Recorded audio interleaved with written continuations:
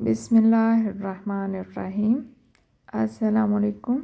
अल्लाह ताला से दुआ है कि सबकी ज़िंदगी में आसानियाँ पैदा कर दे। तो जी, आज की वीडियो जो है वो है गुल दोपहरी के ऊपर कि इसको हम नेक्स्ट सीज़न के लिए कैसे सेव करके रख सकते हैं। तो गुल दोपहरी को हम सीजनल प्लांट के तौर पर लगाते हैं और ये ज़मीन पे ही बिखर के तो ग्रो करती है कुछ इस तरह से। इसकी ब्रांचेस बढ़ती हैं और बहुत सारे फूल जो हैं मई के लास्ट से लेकर हमें नवंबर के लास्ट तक मिलते हैं। 6-7 महीने फूल ही फूल इसके ऊपर खिलते हैं और जैसे जैसे सर्दी की तरफ मौसम बढ़ता है वैसे वैसे इसके फूलों की तादाद में भी कमी आना स्टार्ट हो जाती है। और अगर बेमौसमी बारिश हो जाए, जैसे कि हमारे यहाँ इतने दिन मुसलसल बारिश हुई है, तो फिर ज़ाहरा सर्दी भी उस तरह से जल्दी आ जाती है और इसको शावर करके जो हम वाटरिंग करते हैं वो भी इसको पसंद नहीं। और बारिश भी ऊपर से गिरती है जब इसके ऊपर बारिश का पानी, तो वो भी इसको पसंद नहीं है। तो इस तरह से ये जल्दी ख़राब होना स्टार्ट हो जाती है। तो कुछ इसकी जो ब्रांचेस हैं वो भी येलो होना शुरू हो जाती हैं और पत्तियां भी येलो येलो सी हो जाती हैं। तो यहाँ पर मेरे पास ये जितने भी गमले हैं, अगर इनमें देखें तो काफ़ी कम फूल हो गए हैं। ये 25% तक फूल इनके ऊपर रह गए हैं। हालांकि पहले जो है यहीं गमले जो हैं इतने छुपे हुए होते थे, ऐसे लगता था कि फूल ही फूल हैं और इसकी हरी हरी बारीक बारीक पत्तियां ही पत्तियां हैं। इसमें गमला तो कहीं है ही नहीं है, शायद कुछ ऐसा नज़र आता था। और इस वाले गमले की मैंने कटिंग लगाई थी गर्मियों में ही, इन्हीं गर्मियों में। बाकी जितने भी हैं वो पिछली सर्दियों के ही प्लांटर हैं जिनमें लगी हुई है। नई मैंने कोई नहीं लगाई थी इसमें, बस इस सीज़न में लगाई थी। तो इसलिए वो ये वाला पॉट जो है जिसमें वाइट फूल हैं, ये कुछ देखने में फ़्रेश लग रहा है। और बाकी के ये सारे देखें कितने फूल इनमें कम हो गए हैं। तो जब तक नवंबर का लास्ट आएगा तो बिल्कुल ये फूल जो हैं वो नहीं खिलेंगे। अभी बीच बीच में कुछ कुछ फूल जो हैं वो खिलते रहेंगे, लेकिन नवंबर के लास्ट में जाकर बिल्कुल ख़त्म हो जाएंगे। और जैसे दिसंबर शुरू होगा तो इसकी ब्रांचेस जो हैं वो गल सड़ के तो सूख के ख़त्म हो जाएंगी। तो इसकी रीज़न ये है कि जब बहुत ज़्यादा कोहरा गिरना स्टार्ट हो जाता है, धुंधें पड़ती हैं, तो फिर इसका ये वाला पोर्शन जो है जहाँ से ये देखें फूल खिल के स्पेंड हो गए हैं, तो यहाँ से ये ख़राब होना शुरू होती है। इसके ऊपर कोहरा गिरता है तो यहीं से ये गलती है और रूट्स की तरफ गलती हुई चलती जाती हैं।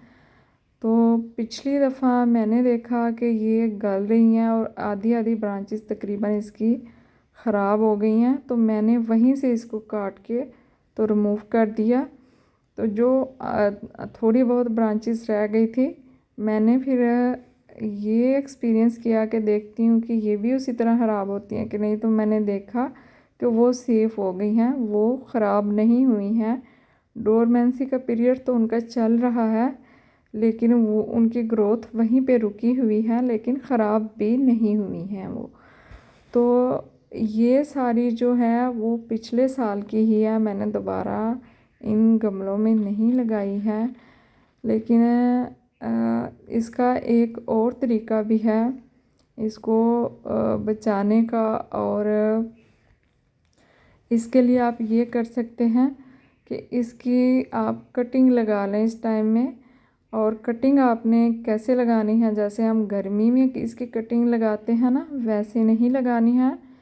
इसकी कटिंग लगाने के लिए आपने इसकी ब्रांचेस लेनी है और उसके ऊपर जितनी भी ये कलियां बनी हुई हैं और जो फूल खिल के मुरझा के गिर गए हुए हैं, उनको आपने काट देना है ऊपर से उस वाले पोर्शन को 3-3 4-4 इंचेस तक, और नीचे से फिर उसकी जो कटिंग्स है 4-4 5-5 इंचेस की बना के तो उसको आप लगा लें। और लगाने के बाद आपने रखना कहाँ है, जहाँ पर धूप जितनी भी सारे दिन में आती है, चाहे लेट सूरज निकलता है या जल्दी गरूब हो जाता है, उस पीरियड में जितना भी दिन के टाइम में धूप है सारी इसके ऊपर आनी चाहिए। आपने ऐसी जगह पे रखना है, क्योंकि गर्मियों में भी अगर हम इसकी कटिंग लगाते हैं तो इसको हम छाँव में नहीं भी रखते हैं, धूप में ही इसकी कटिंग लगा के इसको रहने देते हैं, तो ये बहुत अच्छे से चलती है और बहुत जल्दी बड़ी होती है। और अगर हम इसको कटिंग लगा के गर्मियों में भी साए में रखते हैं, छाँव में, जैसे हम दूसरी कटिंग्स लगा के करते हैं, तो इसकी ग्रोथ जो है वो स्लो हो जाती है, इसकी ब्रांचेस पतली हो जाती हैं। तो इसलिए इसको अभी सर्दी में तो ज़्यादा धूप की ज़रूरत होगी, तो धूप में ही आपने इसको रखना है। और ये जितनी भी कटिंग करके बाकी की जो बच जाए, इन सारे प्लांटर्स को आपने धूप वाले साइड में रखना है। ऐसे नहीं करना कि अब हम इनके ऊपर फूल नहीं खिल रहे हैं तो हम इनको साइड पे कर देते हैं, क्योंकि सर्दियों में जितने भी फूल खिलेंगे या पौधे होंगे उनको हमने धूप में ही रखना है। तो फिर हम कहेंगे इस पे तो फूल नहीं आ रहे, इसको साइड पे कर देते हैं, तो ऐसा भी नहीं करना है। इसको भी धूप में ही रखना है, तब ही ये नेक्स्ट सीज़न गर्मियों में आपके पास सेफ रहेगी और दोबारा इसके ऊपर फूल आएंगे।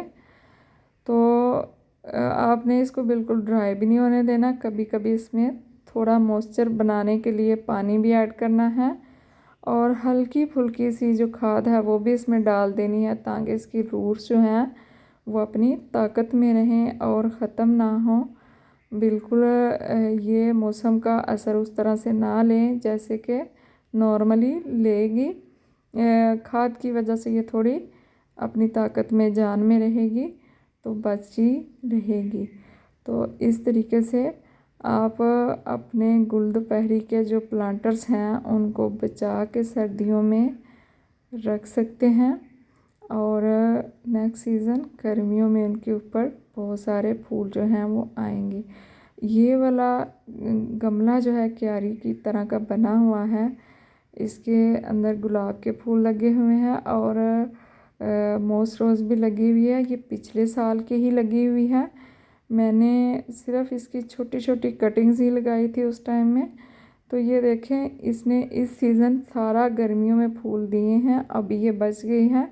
तो कुछ दिन ठहर के जब मुझे लगेगा कि ज़्यादा कोहरा पड़ना शुरू हो गया है, ज़्यादा सर्दी आ गई है, तो मैं इसकी ऊपर से अच्छी खासी कटिंग कर दूँगी और इसको खाद खुद ही मिलती रहेगी, क्योंकि गुलाब के पौधों को खाद डालेंगे तो ज़ाहिर इसमें भी जाएगी। और जितनी भी मैंने लगाई हुई है इन सारे पॉट्स में कोई ना कोई और पौधा भी लगा हुआ है, तो खाद तो मुझे सर्दियों में इनमें उन प्लांट्स में डालनी होगी। तो फिर इस तरह से मोस रोज़ को भी खाद मिलती रहेगी। और ये देखिए इसमें भी पत्थर चट्टा लगा हुआ है। तो ये कलांची और पत्थर चट्टा जो है इसका सर्दी का मौसम होता है, तो ये धूप में भी हम रखेंगे और इसको खाद भी देंगे, पानी का भी ख्याल रखेंगे। तो अगर आप इस तरीके से भी गुलदोपहरी को ग्रो करते हैं तो उससे भी बहुत फ़ायदे में रहते हैं कि आप स्पेशली आपको गर्मी सर्दी में उसकी केयर भी नहीं करनी पड़ती और फूल भी आपको अच्छे अच्छे मिलते रहते हैं 6 से 7 महीने तक। तो जी उम्मीद करती हूँ कि आपको मेरी इस वीडियो से अच्छी मालूमात जो है वो मिली होगी, आपको ज़रूर फ़ायदा होगा। तो रिक्वेस्ट यही है कि प्लीज़ प्लीज़ प्लीज़ मेरे चैनल को सब्सक्राइब कर दें जिन लोगों ने नहीं किया है अभी तक, और वीडियो अच्छी लगे तो लाइक कर दें और अगर हो सके तो शेयर भी कर दें। मुझे दुआ में याद रखें। अल्लाह हाफिज़।